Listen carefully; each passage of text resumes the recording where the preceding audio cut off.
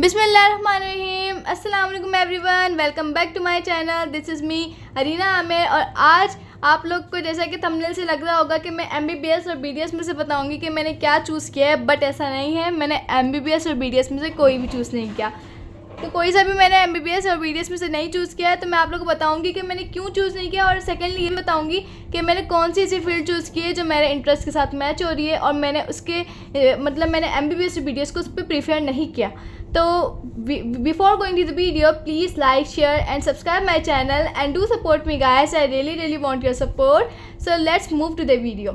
तो यार सबसे पहले तो ये कि मेरा MDCAT क्लियर हो चुका था अल्हम्दुलिल्लाह। मैं क्वालिफाइड थी MBBS के लिए भी और BDS के लिए भी। बट एक ये था कि मेरा इतना स्कोर नहीं आया था। अल्हम्दुलिल्लाह बहुत अच्छा स्कोर किया है मैंने, लेकिन इतना स्कोर नहीं आ पाया मेरा कि मेरा ओपन मेरिट पे हो। ओपन मेरिट पे MBBS और BDS पे नहीं हो रहा था मेरा, क्योंकि मेरा एग्रीगेट जो बन रहा था ना वो 79 to 80 इस टाइप का बन रहा था। लेकिन मैंने देखा यार MBBS में तो 90s में जो स्टूडेंट्स होते हैं ना उनको उन्हीं पे प्रीफर किया जाता है गवर्नमेंट्स वगैरह में। तो मैंने ये कहा कि ओपन मेरिट पे तो मेरा चांस नहीं लग रहा, तो ना ही मैंने इसके लिए अपना लक भी ट्राई नहीं किया कि मुझे लगा नहीं होगा MBBS और BDS में। BDS में तो वैसे यार मेरा खुद का भी इंटरेस्ट नहीं था, क्योंकि मुझे लगता है उसमें स्कोप नहीं है। स्कोप के अलावा भी मुझे पता नहीं क्यों लगता है BDS इंटरेस्ट नहीं है मुझे इसमें। लेकिन MBBS था कि इंटरेस्ट था, लेकिन उसमें मैं ओपन मेरिट वाले मार्क्स अचीव नहीं कर पाई अनफॉर्चुनेटली।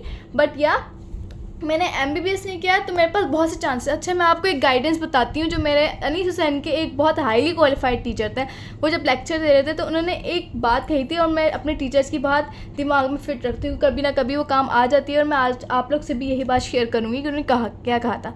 उन्होंने कहा था कि बेटा अगर आप लोग MDCAT में कभी इतने मार्क्स अचीव ना कर पाएँ कि आपका ओपन मेरिट पे MBBS या BDS में ना हो सके, तो आप लोग को सेल्फ फाइनेंस पे कभी भी नहीं जाना चाहिए। लोग जाते हैं सेल्फ फाइनेंस पे, लेकिन एक गलत चीज़ है, क्योंकि देखें जिस पे आपका मेरिट बन रहा होगा आपकी वैल्यू ज़्यादा होगी। क्या आपकी MBBS और BDS में मेरिट पे आप गए हो तो आपकी वैल्यू होगी, बट ये क्या सेल्फ फाइनेंस पे हम गए तो कोई वैल्यू नहीं है। और वैल्यू के अलावा भी आपका ओपन मेरिट पे ही होना चाहिए। ऐसी आप फील्ड चूज़ करें जिससे सबसे पहले आपका इंटरेस्ट मैच हो रहा हो, उसके बाद आपकी जो है इंटरेस्ट के साथ साथ मेन चीज़ ये है कि आपका ओपन मेरिट जा रहा हो। ओपन मेरिट पे होगा तो इंशाल्लाह उस पर तो आपकी वैल्यू होगी। तो open merit must self finance ना लें की मेरी गाइडेंस है, और मेरे सर की भी यही गाइडेंस थी। तो सबसे पहले मेरा यही था यार। MBBS में तो मैंने ट्राई भी नहीं किया, लेकिन मुझे लग रहा था मेरा हो भी नहीं पाएगा ओपन मेरिट पे, तो मैंने MBBS BDS के लिए नहीं किया। तो सेकेंडली मेरे पास दो थे कि क्या क्या चॉइस करूं। मैं सिर्फ यही दो चॉइसेस थी कि या तो ऑप्शंस ये थे मेरे कि या तो फार्म डी लूँ या तो मैं DPT लूँ। फार्म डी DPT में ही था कि इसकी मतलब MBBS BDS के बाद जो फील्ड में डॉक्टर नाम के आगे लगता है ना, बेसिकली जो बहुत से स्टूडेंट्स होते हैं कि यार डॉक्टर नाम के आगे लग जाए, बस यही है। तो वो डॉक्टर जो नाम के आगे लगता है ना वो या तो फार्म डी में लगेगा या तो DPT में। So first of all pharm D की बात करते हैं। मैंने फार्म डी क्यों चूज़ नहीं किया, तो यार फार्म डी जो है मैंने ये था कि मेरे केमिस्ट्री में तो कभी इंटरेस्ट ही नहीं रहा। मैं केमिस्ट्री में अल्हम्दुलिल्लाह बहुत स्ट्रॉन्ग थी, बट मेरा इंटरेस्ट नहीं था। अब आप कह रहे होंगे यार स्ट्रॉन्ग थी, इंटरेस्ट कैसे नहीं था।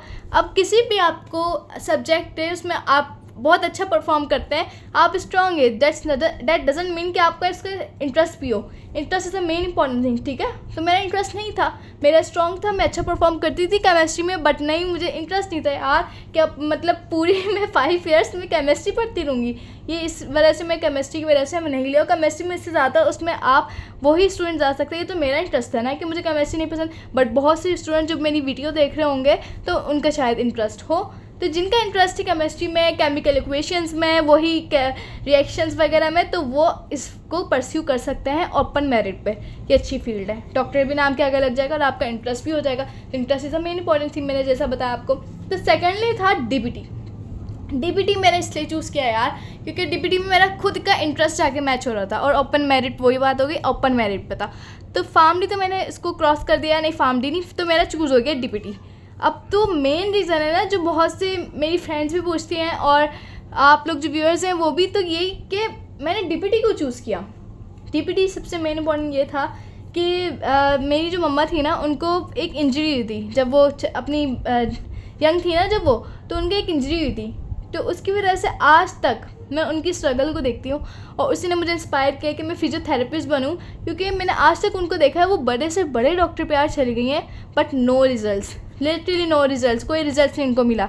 तो मैं उनकी स्ट्रगल देख के, और उनका पेन मुझसे ना देखा नहीं जाता, क्योंकि उनके मतलब आप समझ सकते हैं कि जॉइंट्स वगैरह में बहुत इस तरह की पता नहीं पेन है कि कहीं बहुत बड़े बड़े डॉक्टर से इलाज करवा लिया, बट नहीं, कोई भी उसका रिजल्ट नहीं मिला। तो मैं इस तरह की डॉक्टर बनना चाहती हूँ कि फिजियोथेरेपिस्ट बनना चाहती हूँ, कि जो सिर्फ मेरी अपनी मम्मा को ट्रीट नहीं करना, बल्कि जो मेरी मम्मा जैसे और भी लोग हैं उनको भी ट्रीट कर सकूँ, ताकि वो जो इस पेन से गुजरे ना उनको इससे रिहा करवा सकूँ, क्योंकि वो पेन बहुत ज़्यादा टफ होता है। और मैं फिजियोथेरेपिस्ट भी इसी वजह से बनना चाहती हूँ।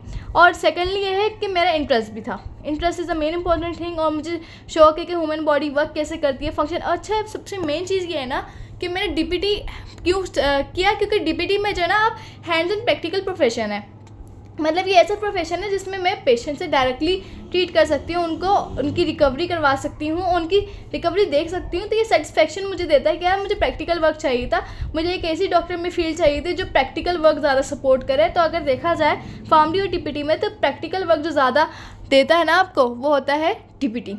डीपीटी ऐसी फील्ड है जो प्रैक्टिकल वर्क में ज़्यादा होता है। हॉस्पिटल भी खोल सकते हैं उसमें, क्लिनिक बेसिकली हम अपना खोल सकते हैं, तो इसमें चांसेस भी हैं। और मेरी इंटरेस्ट से यही मैच हो रहा था। तो बात यही आई कि आप लोग को सेल्फ फाइनेंस पे नहीं जाना, जैसा कि मैं नहीं गई, क्योंकि self finance is not the good. मतलब सेल्फ फाइनेंस क्यों यार, जब आपको मेरिट पे किसी चीज़ पे नाम आ रहा है आप उस पर जाओ, आप सेल्फ फाइनेंस के पीछे नहीं भागो यार, नहीं आप सेल्फ फाइनेंस से चले जाओ। नहीं, सेल्फ फाइनेंस कोई इंपॉर्टेंट चीज़ नहीं है। या अगर आपका MBBS BDS नहीं हुआ तो आपकी लाइफ ही रुक जाएगी।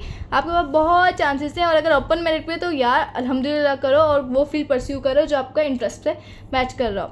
तो मेरा यही था, मैंने DPT चूज़ कर ली, डॉक्टर ऑफ फिजियोथेरेपी, और इंशाल्लाह अब उसी को परस्यू भी करूँगी। और जब मेरा यूनिवर्सिटी में एडमिशन हो जाएगा तो मैं ये भी बताऊँगी कि मेरी कौन सी यूनिवर्सिटी में एडमिशन हुआ है, और साथ साथ मैं आप लोग से अपनी यूनिवर्सिटी लाइफ भी शेयर करूँगी।